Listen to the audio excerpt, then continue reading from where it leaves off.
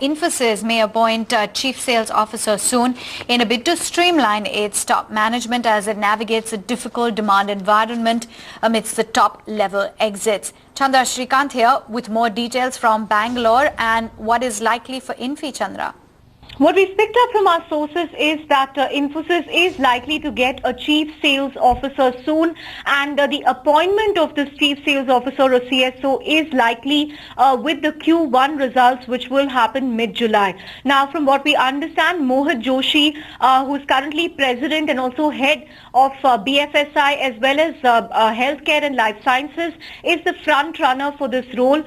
So Mohit Joshi will most likely be the chief sales officer of the company. And it's really an attempt to streamline top management at a time when demand is not looking good. They've also faced a series of top-level exits, with the latest being President Sandeep Dadlani, who quit last week. Now, Infosys currently has 3 presidents, out of which Ravi Kumar already is the head of delivery. With Mohit Joshi now taking on head of sales, Vishal Sikka will have at least 2 people in the top rung directly responsible for sales and delivery. This is going to be a very important role going forward, considering Infosys is talking about challenges in the current environment. As far as the Infosys America's role is concerned, remember this is something that Sandeep Dadlani used to lead.